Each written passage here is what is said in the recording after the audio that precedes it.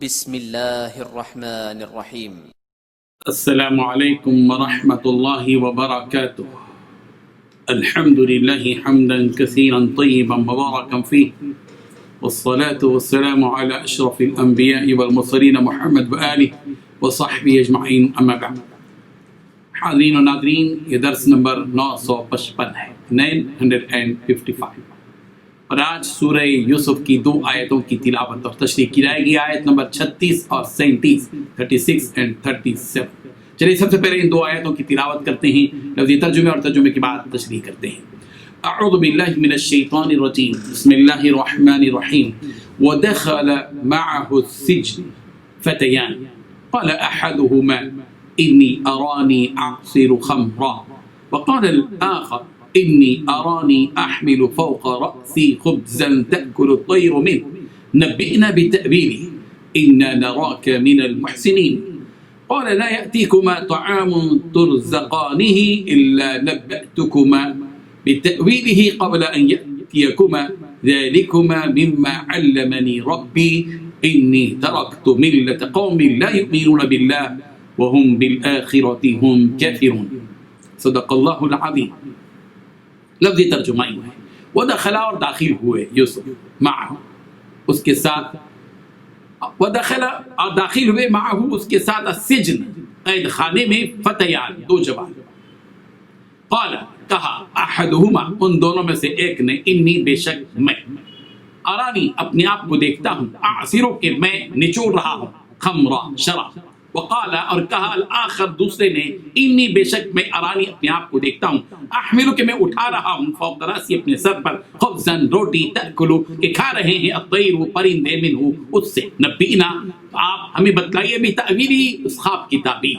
انا بے شک ہم، نراکا تمہیں دیکھتے ہیں، من المحسنین نیکی کرنے والوں میں سے۔ قال حضرت یوسف علیہ السلام نے کہا، لا یأتیکما نہیں آئے گا تم دونوں کے پاس، طعام کھانا، ترزقانہ جو تم دیے جاتے ہو، الا مگر نبأتکما میں تمہیں بتلا دوں گا، بتأویلہ اس خواب کی تعبیر، قبل اس سے پہلے کہ ان یأتیکما کہ وہ آئے تمہارے پاس، ذالکما یہ مما ان چیزوں میں سے ہے جو علمنی سکھائیں مجھے ربی میرے رب نے، انی بلا شبہ میں نے، ترکتو چھوڑ دیا، ملت قوم ان لوگوں کا دین جو لا یؤمنون ایمان نہیں لاتے، باللہ اللہ کے ساتھ، وہم اور وہ، بالآخرت آخرت کے ساتھ بھی، ہم کافرون وہ کفر کرنے والے ہیں۔ ترجمائی ہے،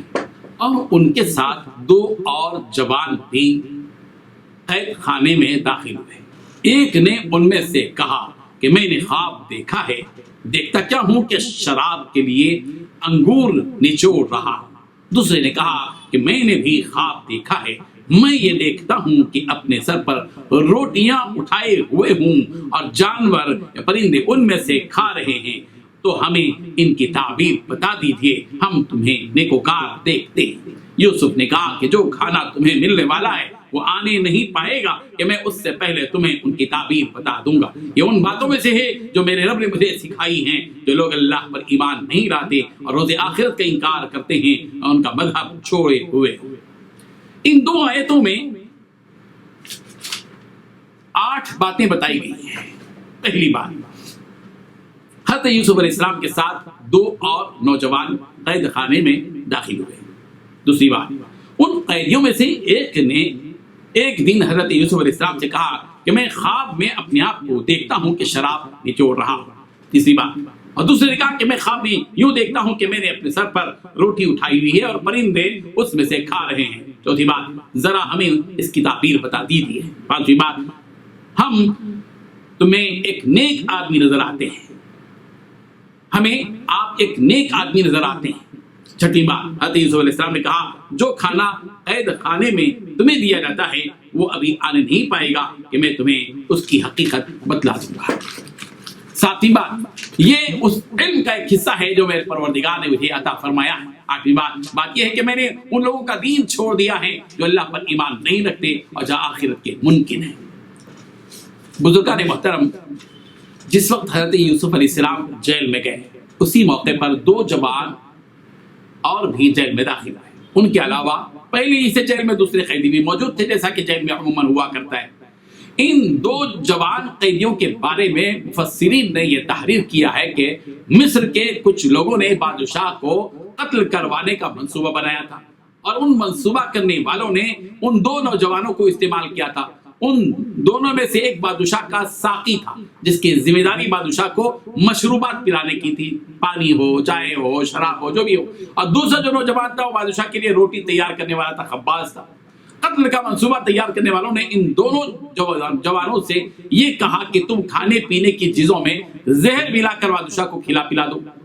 رشوت کی لالچ میں دونوں نے یہ بات قبول کر لی۔ بعد میں چل کر ساقی یعنی جو مشروبات پلانے والا تھا اس منصوبے پر عمل کرنے سے انکار کر دیا، اور روٹی بنانے والے نے رشوت قبول کر لی اور کھانے میں زہر ملا دیا۔ جب بادشاہ کھانا کھانے کے لیے بیٹھا تو ساقی نے بادشاہ سے کہا کہ آپ کھانا مت کھائیے کیونکہ اس میں زہر ملا ہوا ہے۔ دوسری طرف روٹی بنانے والے نے بادشاہ سے کہا کہ آپ پینے کی کوئی چیز مت پیجیے کیونکہ اس میں زہر ملا ہوا ہے۔ بادشاہ نے ساقی سے کہا کہ تو نے جو کچھ پلانے کے لیے میرے پاس لایا ہے اس میں سے تو پہلے پی۔ اس نے پی لیا تو ساقی کو کوئی نقصان نہ ہوا۔ پھر بادشاہ نے روٹی بنانے والے سے کہا کہ تو اس کھانے میں سے کچھ کھا لے، تو اس نے صاف انکار کر دیا، اس لیے کہ اس میں زہر ملا ہوا تھا۔ پھر وہ کھانا ایک جانور کو کھلایا گیا جس سے وہ جانور مر گیا۔ بادشاہ نے پلانے والے یعنی ساقی کو بھی اور خباز یعنی روٹی تیار کرنے والے دونوں کو جیل بھجوا دیا۔ جب دونوں جیل میں گئے تو اسی دوران حضرت یوسف علیہ السلام بھی جیل میں تھے۔ اس دوران دونوں میں سے ایک نے خواب دیکھا کہ وہ انگور سے شیرہ نچوڑ رہا ہے جس سے شراب بنائی جاتی ہے۔ یہ خواب دیکھنے والا بادشاہ کا ساقی تھا جو بادشاہ کو مشروبات پلانے کا ذمہ دار تھا، اور دوسرے شخص جو یعنی روٹی بنانے والا تھا اس نے یہ خواب دیکھا کہ وہ اپنے سر پر روٹیاں اٹھائے لے جا رہا ہے اور ان روٹیوں میں سے پرندے کھاتے جا رہے ہیں۔ ان دونوں نے حضرت یوسف علیہ السلام کو اپنا خواب سنایا اور تعبیر دینے کی درخواست کی، اور ساتھ میں یہ بھی کہا کہ آپ ہمیں اچھے آدمی معلوم ہوتے ہیں اور آپ کی بتائی ہوئی تعبیر درست ہی ہوگی۔ اس خواب کو سن کر حضرت یوسف علیہ السلام نے فوراً تعبیر نہیں دی بلکہ یوں فرمایا کہ لا یأتیکما طعام ترزقانہ الا نبأتکما بتأویلہ قبل ان یأتیکما، جو کھانا تمہیں جیل میں دیا جاتا ہے اس کھانے کے آنے سے پہلے ہی میں تمہیں خواب کی تعبیر بتا دوں گا۔ اس کے ساتھ ساتھ حضرت یوسف علیہ السلام نے ان سے یہ بھی فرمایا کہ ذالکما مما علمنی ربی، یہ خواب کی تعبیر کا علم اس علم میں سے ہے جو میرے رب نے مجھے سکھایا ہے۔ قابل غور بات یہ ہے کہ حضرت یوسف علیہ السلام نے اپنے کمال کی طرف ان کی توجہ نہیں کی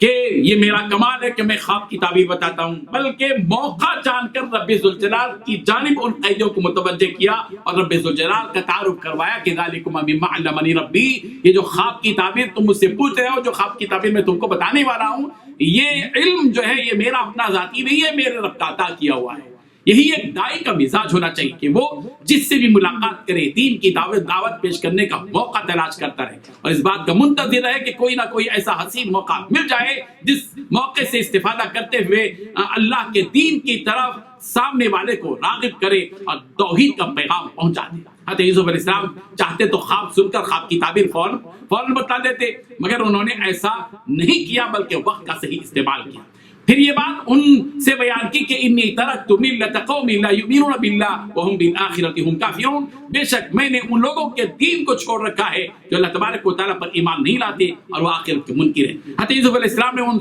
قیدی ساتھیوں سے صاف طور پر یہ بتا دیا کہ میرے پاس جو علم ہے یہ علم کہانت یا جادو وغیرہ سے متعلق نہیں ہے، میں نہ نجومی ہوں اور نہ ہی جادوگر، میرے علم کا تعلق وحی اور الہام سے ہے، میرے رب نے مجھے یہ علم عطا فرمایا ہے، سکھایا ہے۔ اللہ تعالیٰ نے حضرت یوسف علیہ السلام کو قید خانے میں اس مصلحت سے بھیجا کہ دین کی دعوت کے کام کا آغاز قید خانے سے ہو، جہاں ضعیف، کمزور، فقیر، محتاج، تنگ دست، مظلوم اور مجرم قسم کے لوگ ہوتے ہیں، اور ایسے لوگ دوسرے لوگوں کے مقابلے میں دعوت دین کو تسلیم کر پہلے کر لیتے ہیں۔ حضرت یوسف علیہ السلام نے یہ بات بھی بتا دی کہ میں نے وہ دین چھوڑ دیا ہے جس کا تعلق اللہ پر ایمان سے نہیں ہے اور جو آخرت کے انکار کرتے ہیں، میرا ان سے کچھ لینا دینا نہیں ہے۔ حضرت یوسف علیہ السلام ان قیدیوں کو یہ بتانا چاہتے تھے کہ میں اللہ کے ساتھ اور آخرت کے معاملے میں انکار کرنے اور کفر کرنے والوں کے ساتھ نہیں ہوں۔ اس زمانے کے کنعانی وغیرہ جو تھے، جو فلسطین سے تعلق رکھتے تھے، اور مصر کے جو لوگ تھے، یہ سب کئی خداؤں کی پوجا کرتے تھے، سورج کی پوجا کرتے تھے، بچڑے کی پوجا کرتے تھے۔ حضرت یوسف علیہ السلام نے ان قیدیوں سے یہ بنیادی بات بتا دی کہ میرا ایسے مشرکوں کے ساتھ کوئی تعلق نہیں ہے جو اللہ تبارک و تعالیٰ کے ساتھ شرک کرتے ہیں اور اللہ تبارک و تعالیٰ پر ایمان نہیں رکھتے، اور جو لوگ آخرت کے منکر ہیں ان سے میرا کوئی لینا دینا نہیں ہے۔ اس کے بعد حضرت یوسف علیہ السلام نے قیدیوں سے کیا کہا اور اس کو انشاءاللہ ہم اگلے درس میں بیان کرتے ہیں. وآخر دعوانا ان الحمد للہ رب العالمین.